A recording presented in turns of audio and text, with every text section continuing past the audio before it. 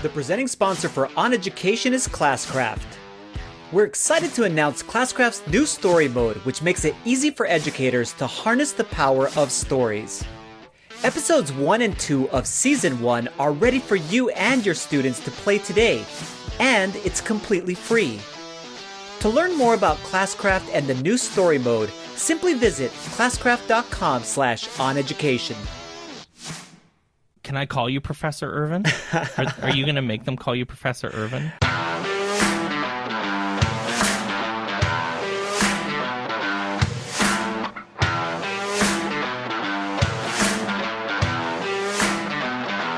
Welcome to OnEducation, part of the Education Podcast Network. I'm Mike Washburn. And I'm Glen Irvin. Friends, we have an awesome pod for you today. We will discuss whether school districts should hire public relation firms, give you some tips for increasing student voice in your class. We will let you know why we should stop calling it a teacher shortage. And our guest this week is educator and podcast host, Brad Shreffler. So, can I call you Professor Irvin? Are you going to make them call you Professor Irvin when you start teaching on Wednesday? I think I'm just going to tell them to call me Glen, which is really weird. Actually, even now in my position, I guess I've never actually talked about this on the podcast, but I think it's really strange now to be called Glen.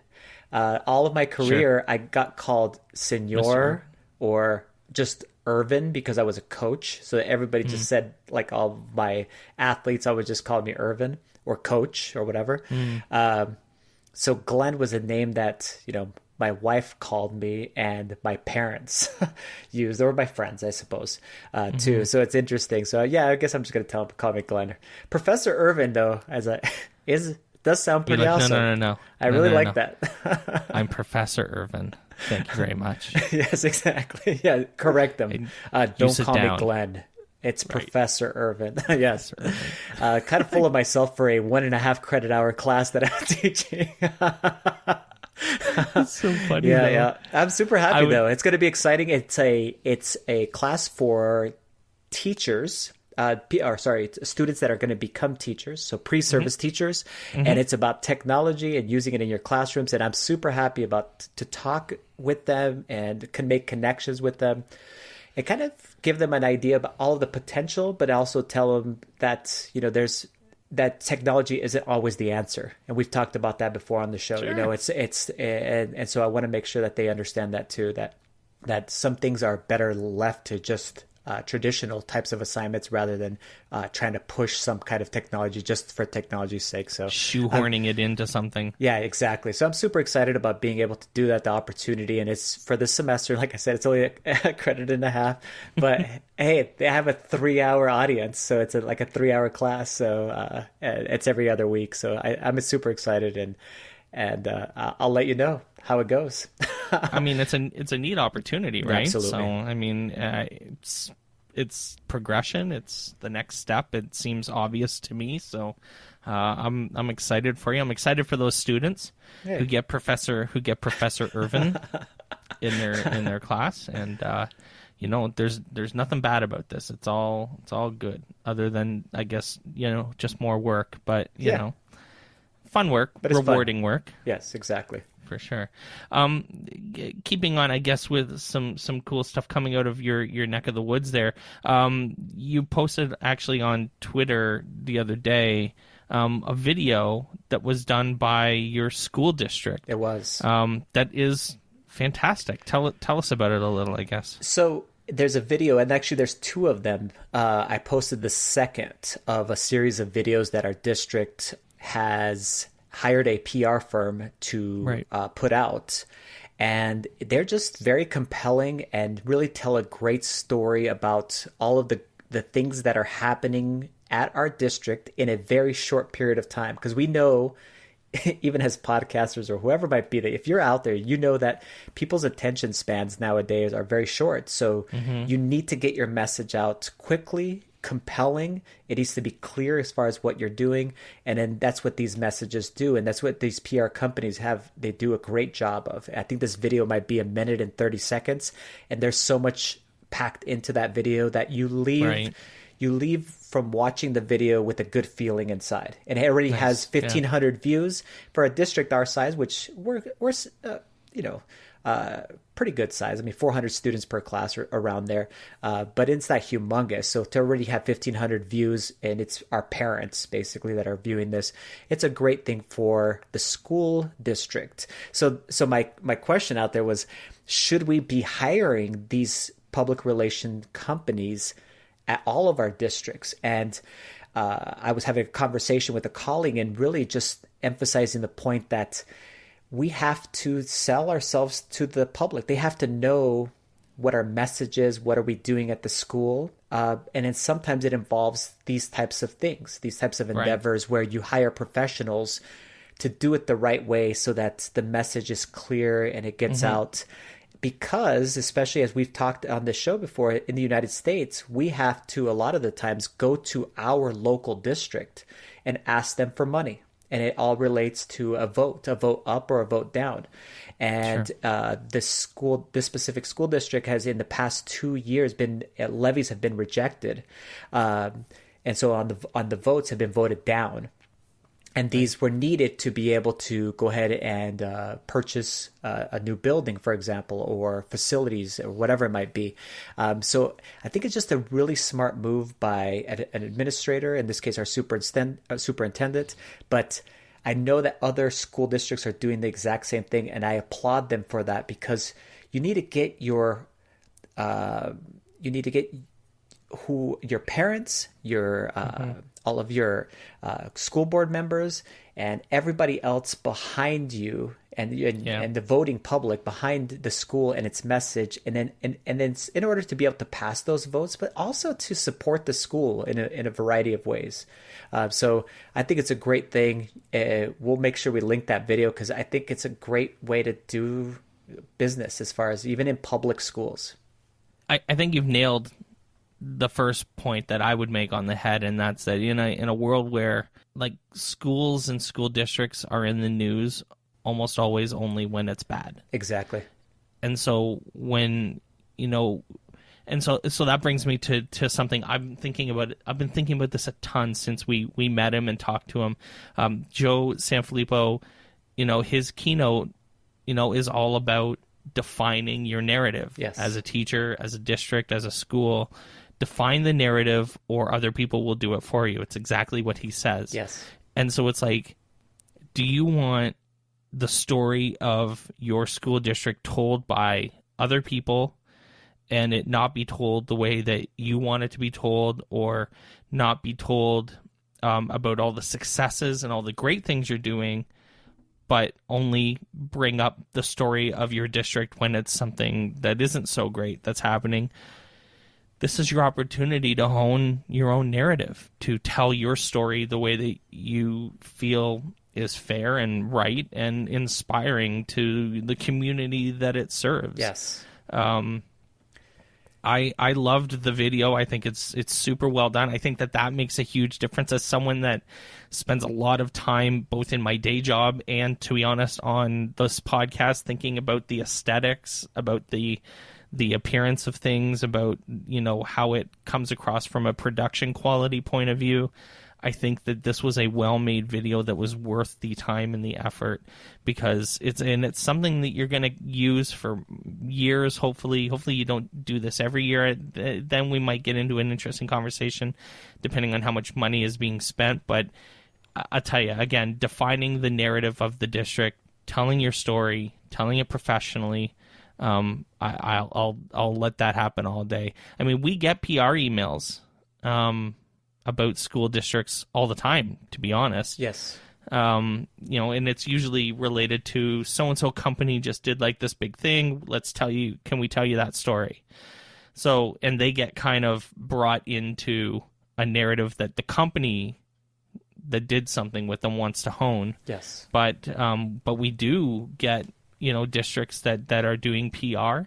And to be honest, the last thing I think is super interesting is that in the United States, teachers are way more mobile than they are in Canada, for example. So while you may not see videos like this in Canada so much. You'll see videos like this for the teachers unions. That's sure. A political, that's a political type thing. But you wouldn't see the Toronto District School Board doing a commercial for how great they are necessarily. But when teachers have the mobility that they have in the United States to, you have teachers that are switching jobs. Yep, switching districts and going and it not being a big deal necessarily. I mean, this is also a way to attract teachers, good teachers. Absolutely. To your district. You say, look at the amazing, I guarantee you that if they do a recruitment video for someone, when they're looking for, especially an upper admin type person, that video is going to be in the recruitment package.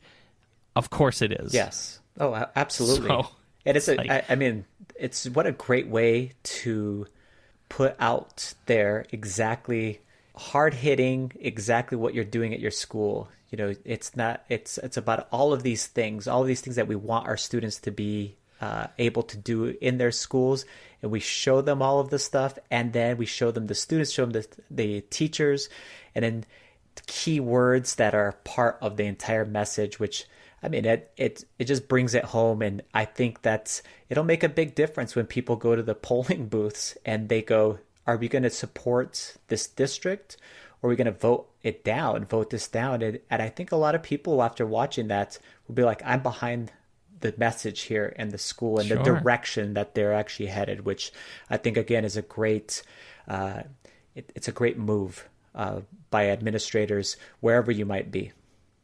Let's stay on the positivity train. Yeah, we like this train. It's fun. It's nice sometimes to be positive, I guess. No, it is. It totally is, folks. I was being sarcastic there.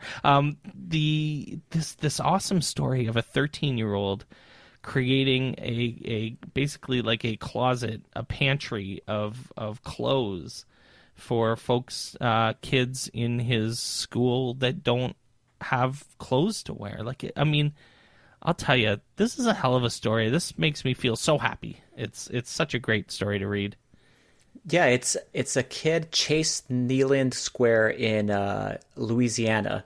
And what I found just super compelling about it is that he noticed that at 8th grade graduation, there was kids who didn't have a nice outfit to wear. And this kind of what started his idea. Plus, the teachers giving the kids the ability to be able to make their ideas come to fruition. The time and opportunity, you have an idea, and then we put everything else aside, go, hey, let's move with that idea and let's see what we can do with this, and really give the kids the opportunity, time, and funds and whatever else they might need to be able to go ahead and actually make this happen.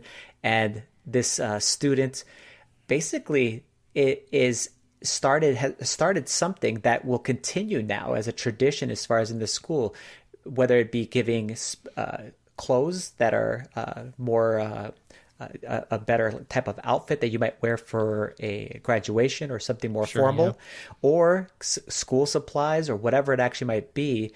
Just saying, hey, I'm here to go ahead and help my fellow students here with whatever I can go ahead and do as far as being able to contribute things, and then be able to collect and then and run this kind of pantry, which is just amazing. What an amazing story. I mean, talk about proud parents. I'd be through the roof with this, and this is a great, like you said, a great legacy for this kid, and taking, he'll go off to high school, but hopefully this keeps going, and it's teaching kids empathy and community service and all of the great things that we need to instill in our students, and that's pretty awesome. Absolutely.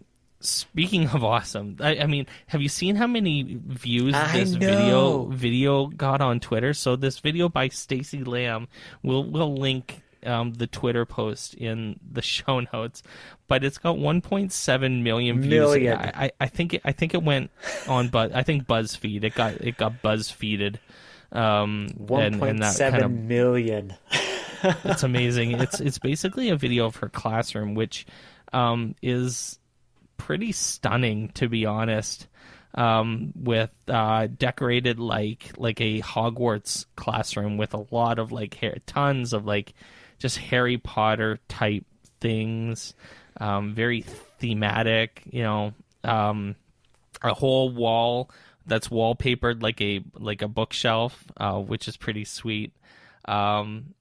Pretty awesome stuff. I mean, I would love to be in this classroom. I think it's pretty rad. And the most compelling part about that, Mike, is if you look around as she does that walkthrough in her classroom, it's all just really crafty, creative ways of using, items that you might already have, be able to get a hold of, some curtains and some different types of tables and seating. And like you said, some different types of wallpaper to create a certain aesthetic.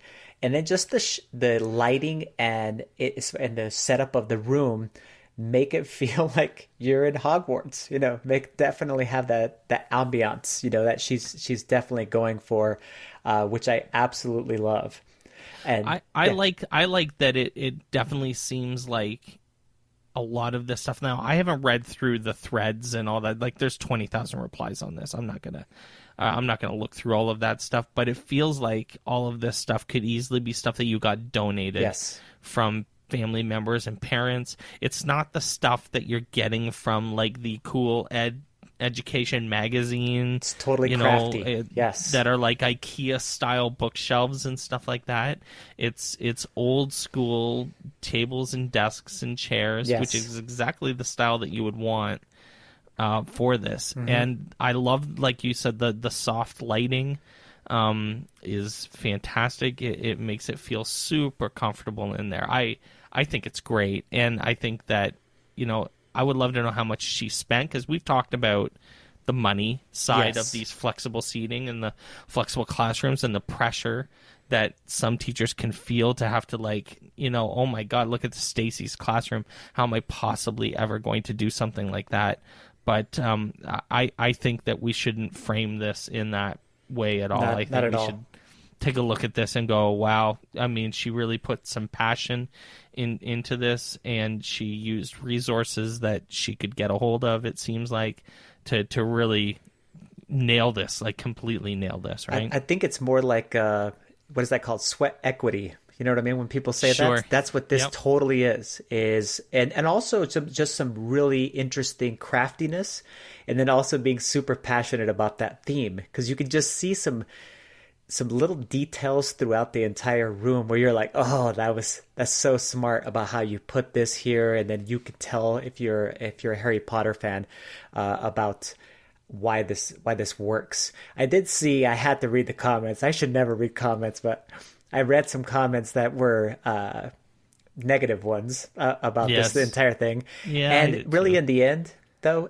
all of the people, their negativity as far as this lady has put her heart and soul into a room, and I guarantee you, and that's why I really want to talk to her, she's putting her heart and soul, like many of us do, into her students too, and she really cares about them.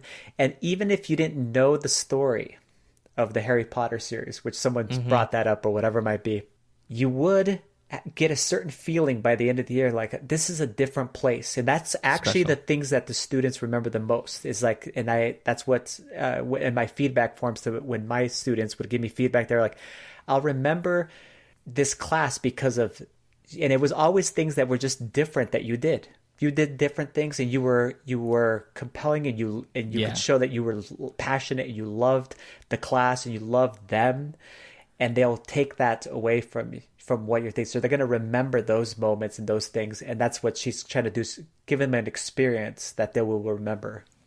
Her students, will never forget that class. No, 100%. So, I mean, I think I'd love the chat to weigh in on their feelings about this class for sure. So we'll maybe talk about that in the chat this week. For sure. Because I think it's interesting. I think that, even, to be honest, though, the one main argument that I did see, I even disagreed with it. Like, even like from a pedagogical perspective, I disagreed with it. So, I mean, this whole idea of it being like an over sensory type thing, I actually think it's the opposite. I found that room to be relaxing and calming, where you could do a lot worse and people say that's a normal classroom than soft lighting and wood chairs, like in nice, comfortable desks and couches. Like, I actually disagreed with the argument. Yeah, like, I know. Like, I get like the argument about classrooms having over, frenetic, over sensory kind of places and stuff like that. I actually just legitimately don't think this classroom is that case. So super interesting. We'll get the chat to weigh in on that maybe. Our friend Matt Joseph is awesome. Article that was fantastic. We're gonna put this in the show notes, and we're gonna have to. I bet he'll be at FETC, so we'll make sure that. Oh, he is. Yeah, I know he is. Yeah, because he's one of the featured speakers, I believe. Yeah, in the administration track. Exactly. So that we just talked about last week on the podcast. Yeah. So we'll have to make sure we get Matt on again, because he's a good friend, and he wrote an article called "Tips for Increasing Student Voice," and it's fantastic. It is like, if you're just looking for ideas in your classroom for things that you can do to give students voice in their classroom, to have them be more centered in the instruction, this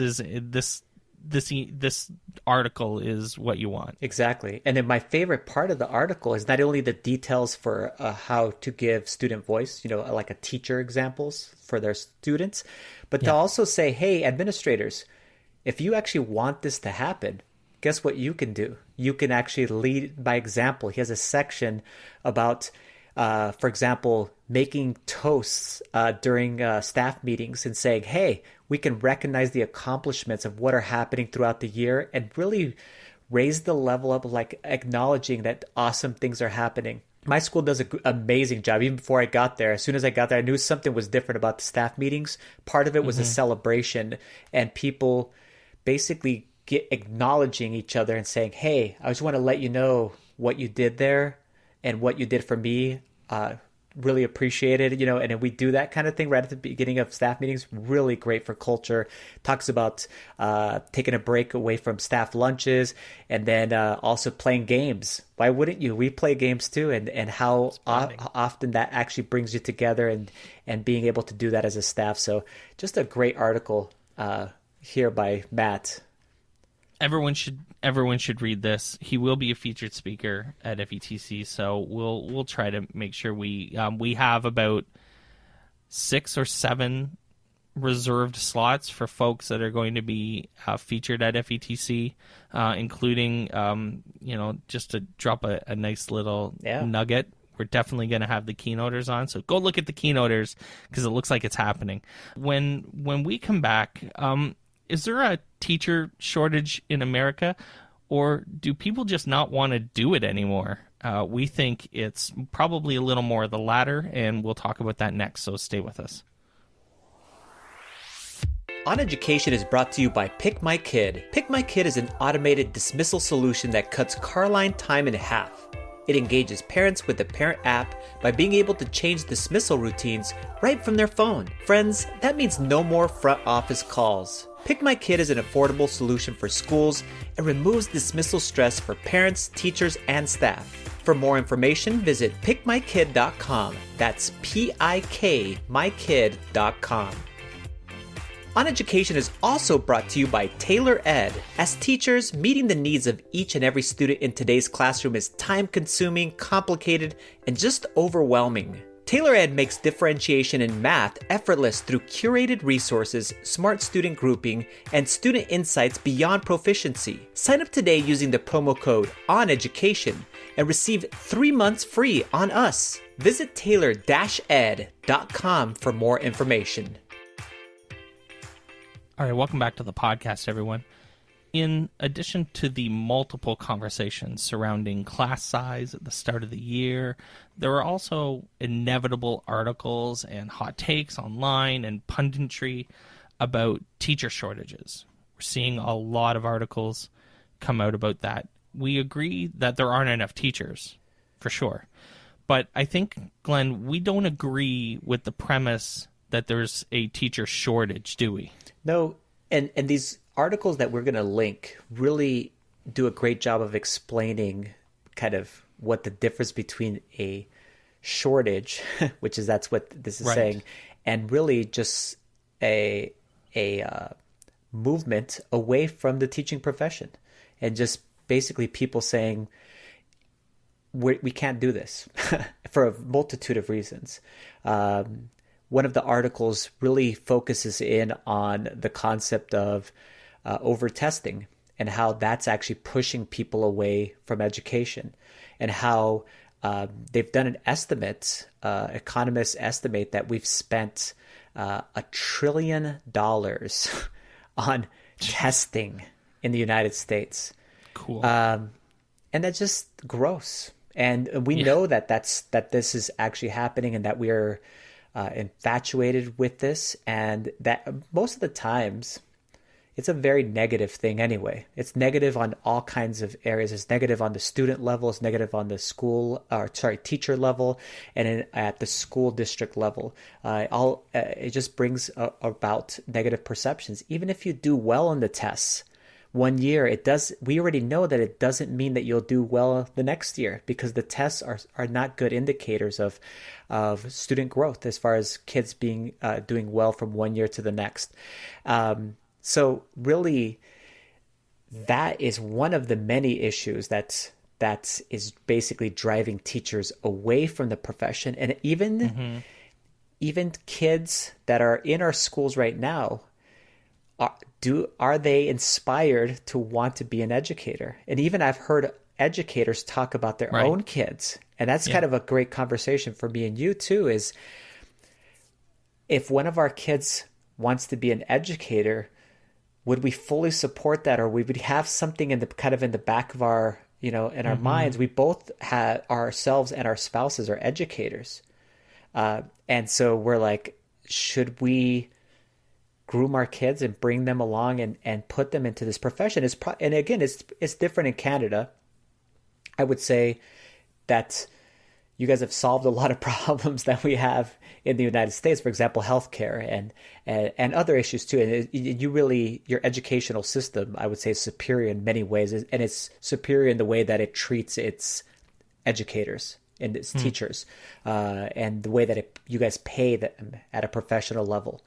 Where many of our states, teachers are so underpaid, they're getting second or third jobs, and we've talked about that on the show here. Yeah. So if you know that in order to be a teacher, let's say, for example, you're in Mississippi or Louisiana, some pretty low-paying states, and you know that some of your teachers have to actually get a second job or maybe a job in the summer in order to make ends meet.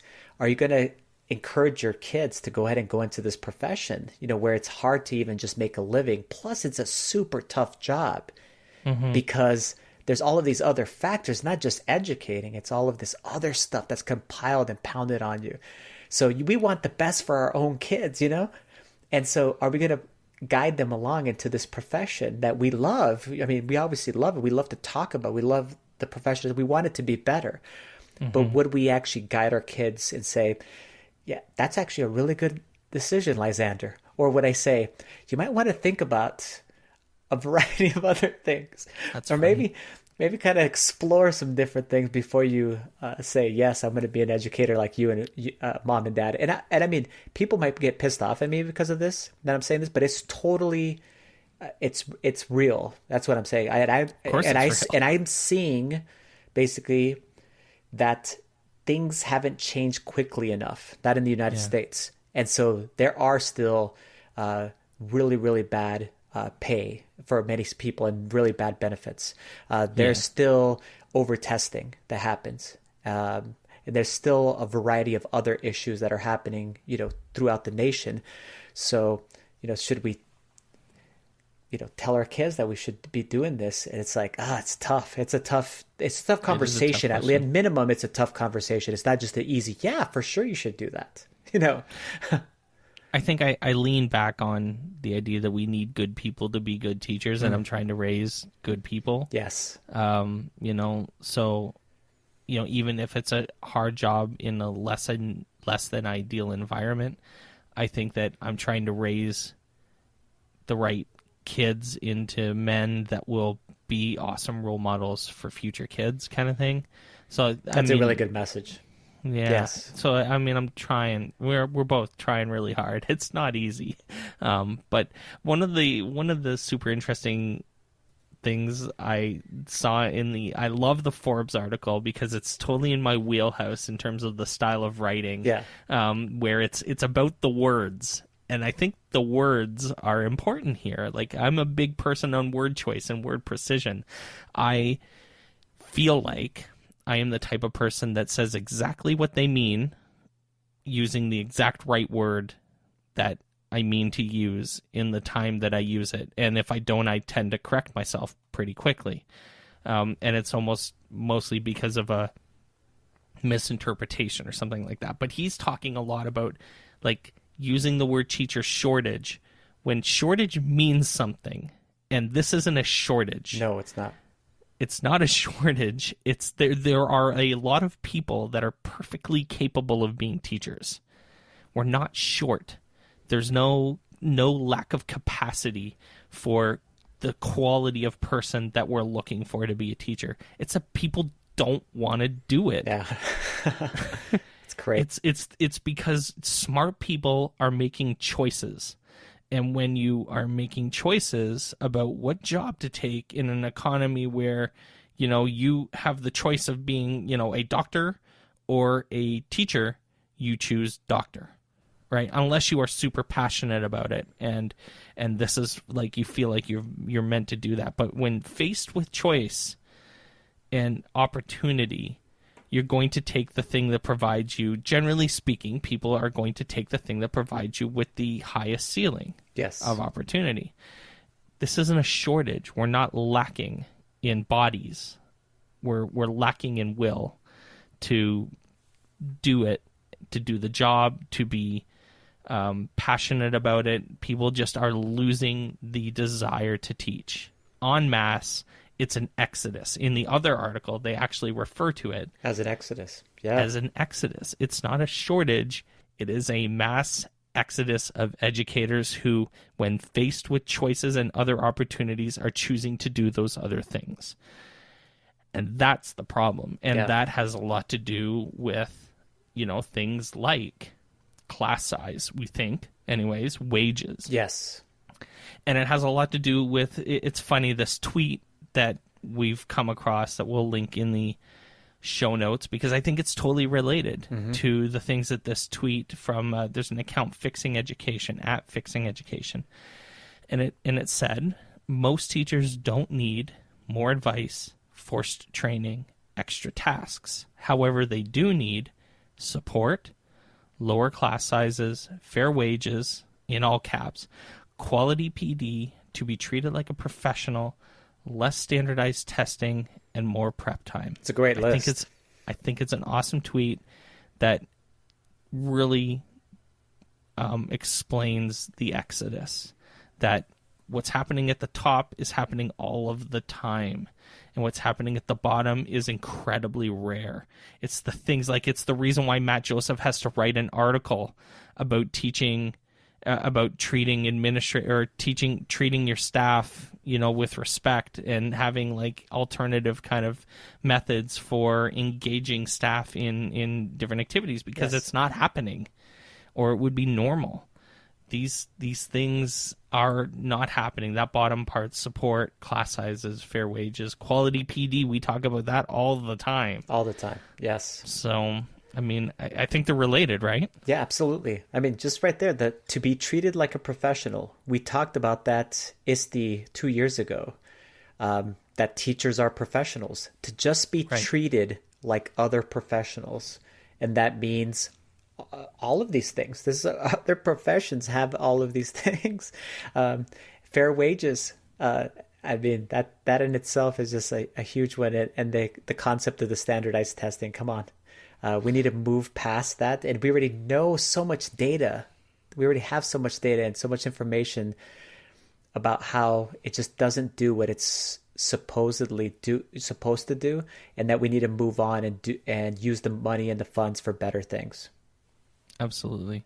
So we'll link the articles in the show notes and that tweet in the show notes, because it's all Very, very interesting stuff, and worth a conversation in the chat as well. So we'll make sure that gets to the chat. When we come back, we'll talk to the host of the Planning Period podcast and good friend of the pod, Brad Shreffler. So stay with us. OnEducation is brought to you by FreshGrade. Are you spending too much time stumbling between apps and duplicating work? Want to spend more time connecting with your students?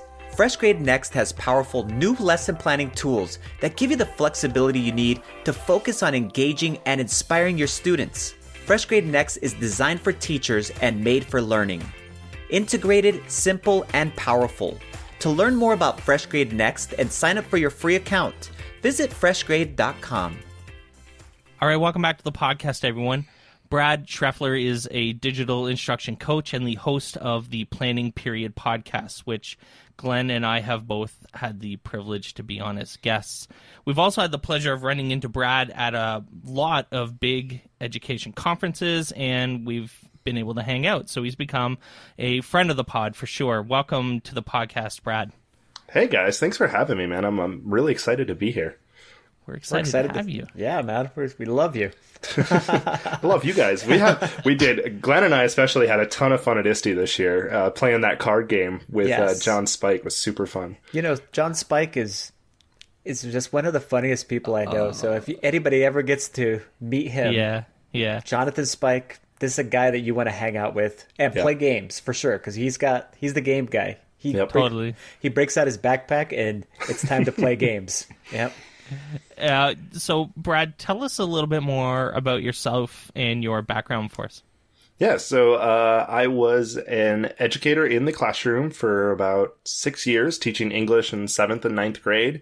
And as the high school I went into a one-to-one program, I went up to my boss one day and I said, hey, we're about to do this thing. We have 4,000 students, almost 200 teachers, and we need somebody dedicated full-time to running digital. And at the time, I wasn't really connected to ISTE. I didn't know about other people doing this, and I kind of just invented the role of a digital coach, an instructional technology coach, and said, this is what I think that person would do. And my boss was like, yeah, that kind of makes sense. And I said, oh, and by the way, it's going to be me. And he said, okay, cool. So I became a digital coach, and I've been doing that now for 4 or 5 years. Just launched the first year at a middle school, just finished the first year doing their first year one-to-one. And I also am the host of the Planning Period podcast, as you mentioned, talking about education and what are some of the problems and things we should be doing to work on them. Yeah, so expand more upon that. The Planning Period podcast, both Mike and I have been on it, and I actually have told people that you are one of the best interviewers that I've ever met. And the reason why I would say, and I've seen, like, you know, professional interviews or whatever it might be, but one of the things you do, and I heard the interview with Mike also, and you were doing the same thing with him, is you're bringing out things out of us that we didn't even know we were going to basically say beforehand, you know, as far as the thing. And I think that's really great. That's what great hosts do. So tell us about the Planning Period podcast, where the idea come from, and anything else that you would like your audience to hear about it. Yeah, so it kind of came from a few different places. It's one of those that, I just love talking about education. I love what we do. I love this field. I love this industry, whatever you want to call it. I'm passionate about it. And I found myself continually having these conversations in the break room, especially as a coach, where I had built relationships with our staff, and I would have these conversations with these people, and they would just say these amazing things. And then I'd go on Twitter and people would be tweeting out other amazing things. And I'm like, but there's all these people not tweeting, and I want to get those conversations like recorded and out there in the world. And so that's kind of where it started. And, it really started from just loving to talk about education and wanting to talk to more people about it. And then what really blew it up was sort of coming up with my format of a perfect combination of laziness and good conversation, where, as you guys have said before, I ask the same 3 questions of all my guests. Mm-hmm. And it took a lot of time and effort to really develop that style and those questions of, my first one for every one of my guests is, what is the biggest problem facing education today? Yes. And then, what is something you're doing you wish all educators would do? And the last one is, who is the greatest teacher you ever had? And what I have found is you can ask anyone connected to the education field those 3 questions, and you will get a vastly different conversation every single time. That's true. So So let's talk about this questioning style of yours, because I find it absolutely fascinating. And as someone that listens to lots of podcasts and, thinks about the art of delivering a podcast, for lack of better words, I love thinking about how people are going about their business in this. And so you ask the same three questions. But the podcast is an hour long, so there's obviously more questions than just those three, but there is those core three. And it's funny because when Glenn was on the podcast, you asked him those questions, and then I purposely didn't listen to like that part of Glenn's episode until I had done my episode, because I had already known I was going to be on your podcast when he was on it, and wanted to not know what those three questions are. So there's a bit of a weird So that's the first thing I want to talk about, is whether you've gotten any feedback about the fact that people listen to the podcast so they already kind of know what you're going to ask them. But the other thing is how you feel about the nuance of having those core three questions, but then how you fill the rest of, your podcast is almost an hour long, about as long as ours is, and how you fill that other time with drawing out, like Glenn has said, drawing out other ideas and topics and having legitimate conversations. Talk about your style and these questions and that sort of thing for us. Yeah. So I love my questions. I think they do a great job of getting things out of people in a way they don't plan. And I kind of always look at it as like the biggest question is first, like what is the biggest problem facing education, right? And then the second question is that what are you doing, which typically answers how do we fix the biggest problem? So often people will say, well, this is the biggest problem. And then I'm like, well, what were you doing? And it's something that addresses that problem, right? And then that third part is just that personal aspect of tell me a story about your own education experience, right? And so I think part of it is that lets me drill down kind of into a person a little bit. It's built that way to let me drill down into them. But the other part, I think, is just my own genuine fascination. What I didn't expect when I started the show was that I'm coming up on episode 100 at this point, and no one has really answered that first question the same way. I've had nearly 100 guests on the show, and no one has really answered it. And other than people that have listened to the podcast already, it doesn't seem like anyone's ever even thought about that question. It doesn't seem like the question, what is the biggest problem facing education, has ever occurred to anybody, which certainly we all know that education has problems and there's things we can improve and we can fix and everything else. But to me, it feels like if we're not drilling down into what that is and what is the biggest thing we could fix right now, right? We're all fixing little things and all fixing in different directions. We need to be asking that question. And so asking that question lets my guests, I feel like, think through their answer, really sort of work through it in their heads. And so often, but like Mike said in his, you ramble, right? The guest inevitably sort of rambles through a bunch of different things and eventually sort of settles on one idea. And it's like, okay, you know what? This is where I'm going to stick. And then we can spend more time diving into that. Yeah. So there's all kinds of mediums out there. So what drew you specifically to this one, this podcasting medium and being able to do it like what we're doing right now? I'm obsessed with podcast. It's a genuine problem. I listen to about 11 hours a week at this point of podcast. That's crazy. I think you guys pushed me over into the 11th hour a week.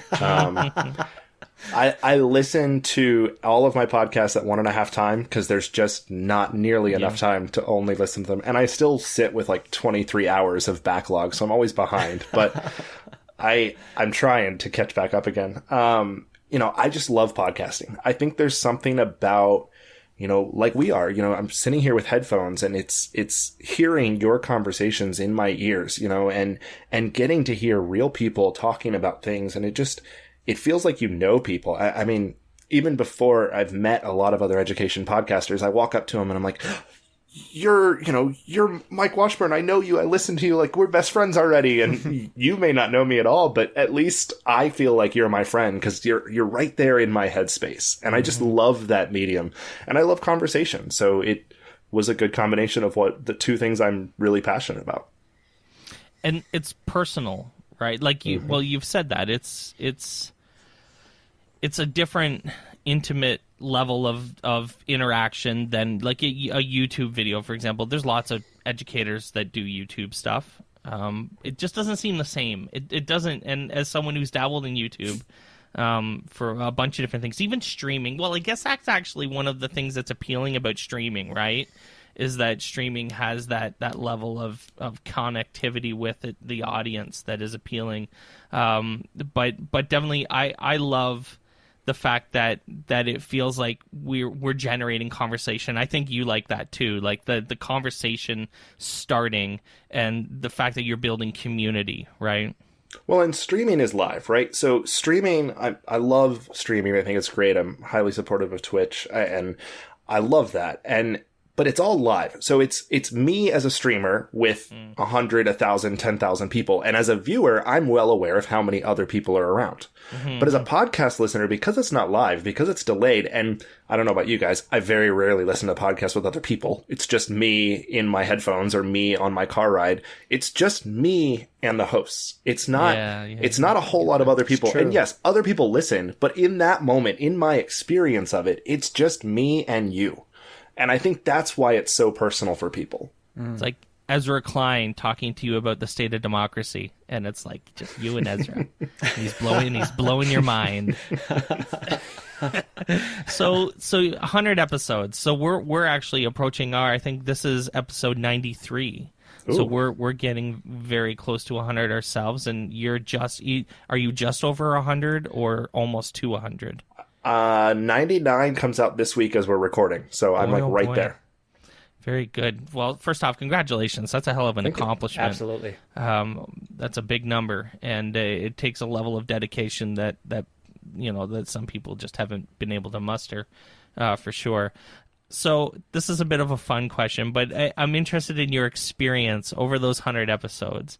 I mean, again, you ask the same 3 questions every time. You haven't had same answers for a lot of those questions, but you had to have had some pretty interesting experiences, maybe some guests that have blown your mind a little, some funny stories. I want to hear some funny stories from the Planning Period podcast, both maybe something that you weren't expecting or that really made you go, whoa, like mind-blowing experiences, or maybe some funny stories. So I'll do kind of a generic one first, because we talked about it a little before we started recording, but like I've had a couple guests now, and I'm not going to name names, but I had a couple guests where I asked them, what is the biggest problem facing education today? And they gave me like a 1-sentence reply. The biggest problem facing education today is class size. Bam. That was it. Okay, succinct answer. Could you expand upon that a little bit? We got like another 90 or like 50 minutes to fill here. Like, gotta fill some time. And the funny part was a couple times it's been guests that I was really excited to interview, and and they just are professionals, I suppose, and have put a little more thought into these things. But it felt like pulling teeth from then on, and it was just, oh God, work with me. Yeah. Like, please. I know you guys have had those experiences, yes, where it's a struggle. Like it challenges you as an interviewer, I suppose. I guess that's the art of it. I don't know, maybe. But a good fun experience. I think the one that I probably always point to, I guess 2, but the 2 that I always point to, I don't know if you guys are familiar with who Taylor Mawley is. He's a spoken word poet. Yeah. You would probably know his piece, What Teachers Make. I remember being insanely jealous that you had him on your podcast. That's actually what I remember knowing that you've had him on. Yeah, Taylor Mawley. Not only did I get him on, and I give a good buddy of mine, Chip, he is the one that said, hey, you should reach out to this guy. He might do it. And I would have never thought of Taylor Mawley as a guest on the show. So totally owe that to him. But interviewing him was just awesome because he's a poet. So every word feels like it's laced with this extra meaning. And so every word I'm hanging on it. And I have said repeatedly, I'm a terrible interviewer on that because I'm just starstruck the whole time. I'm just like, yeah, that sounds great. Yeah. Okay, cool. Just keep talking, please. But when I asked him, the thing that always blows me away, when I asked him, my second question is, what is something you're doing you wish everybody would do? And he was at the time promoting this Kickstarter he was doing for these things called metaphor dice, which are this really cool product and it's neat or whatever. But the fascinating part was he goes, I'll tell you what, Brad, why don't we just do this right now and we'll just sit here for 2 minutes and we'll write a poem together. Oh, wow. I'm sorry. What? Okay. Okay. Starstruck. Awesome. And so I'm having this moment where I'm sitting in the guest room in my house on my laptop writing poetry live with Taylor Molly, and I don't even know what my life is anymore. Right. Like, just everything. And then I guess another one, a quick one, is I interviewed, if you guys know, Rick Wormley of Fair Isn't Always Equal. His book is kind of the quintessential book on differentiation in the classroom and why we need to be doing that. And I used some of his work when I was teaching teachers through an alternative certification program on grading and grading policies, and specifically why we shouldn't have zeros on a 100-point scale. And I love a lot of his ideas and a lot of the stuff he does. And it was a lot of scheduling and reaching out multiple times to get that interview to happen. And when it finally did, it was just, I mean, he was just saying brilliant, brilliant things, and all of it was amazing.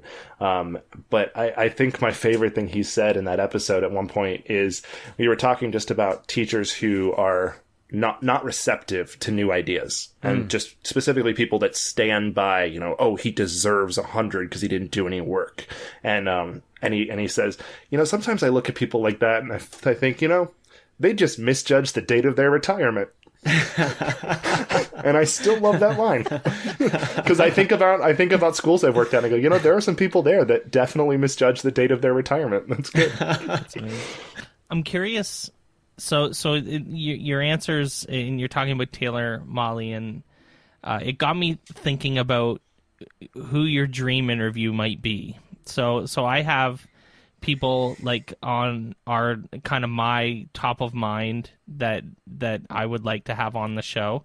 And I've made, like, we're actively trying, for example, this isn't one of these people, but we're actively trying to get one or two of the Democratic presidential candidates on the show, for example. So that's someone that we're actively going after. We've got kind of leads on a couple of those. I'm curious who your whale is. Who maybe there could be more than one. Who do you want to interview, and why, if you want to expand on that? I think this is a fun question. It's a good question. You had to have thought of this a little bit. The funny thing is I really haven't for the most part, because I just had to start thinking about it as you said it. And the first person, and this is going to sound so weird, but the first person that popped in my head was Betsy DeVos. Oh, I would love to interview Betsy DeVos. I would love to. I feel like I would in a weird way. Like in a weird way, I feel like I would probably disagree with everything she said. Yeah, no, of course. But I would just love to interview her. I feel like, but I think there's probably a job. I would hope. I don't know. I definitely wouldn't be starstruck. I can tell you that much. No. The state of Florida, where I am, just got a new Department of Education. I would love to interview them. I would love to interview the district, the superintendent of my district, but she gave me a very clear no when I asked. So, there's some people that I have gotten no's from that I was disappointed by, but I think, sure. A lot of mine is very impulsive. A lot of my guest picking is I'm on Twitter and I'm scrolling through and somebody retweeted something and I go, you know what? That sounds cool. I just like that thought. Let's just talk to that person. Yeah. Let's see where that leads. And I think those are some of the people I would love to want to talk to. Angela Watson is another one that I've asked a couple times and just the scheduling didn't work out. But I would love to interview her because I really do love her show. And I love the way she thinks about problems and presents solutions. So I think she'd be fun to interview. So, Brad, where can people connect with you, or even where can they find your podcast if they haven't listened to it just yet? Yeah, so I'm pretty much everywhere as Brad Shreffler. So at Brad Shreffler on Twitter and Instagram, and BradShreffler.com. And of course, the podcast you can find on iTunes and Google Play Store and whatever podcasting app you're using. The Planning Period podcast is available on all the platforms. And I'm glad to hear you listen and connect on Twitter. Let me know what you think. Amazing, Brad. We'll put Brad's links in the show notes so that people can take a look at all of the ways to listen to the Planning Period podcast. Thanks, Brad, for joining us. Thank you, buddy. Thank you, guys. Thanks for listening to OnEducation. My name is Glen Irvin. My co-host is Mike Washburn. OnEducation is part of the Education Podcast Network. You can listen to this show and many others by great educators like Jennifer Gonzalez, Matt Miller, and many more by visiting edupodcastnetwork.com. Want to get in touch with us? Check out our website at oneducationpodcast.com. You can tweet us at oneducationpod. Mike is at Mr. Washburn on Twitter, and I can be found at Irv Spanish. You can find us on Facebook by visiting facebook.com/oneducationpod. We're also on Instagram at oneducationpod. If you're enjoying the show and think others would too, we would be thrilled if you shared it with them. Please leave us a rating or review in Apple Podcasts or the Google Play Store. When you leave a rating, it gives our rankings a boost. This helps others discover the show. We want to thank our presenting sponsor, Classcraft, for supporting us. Check out classcraft.com/oneducation to learn more about them. Thanks as always for listening, stay awesome, and see you soon.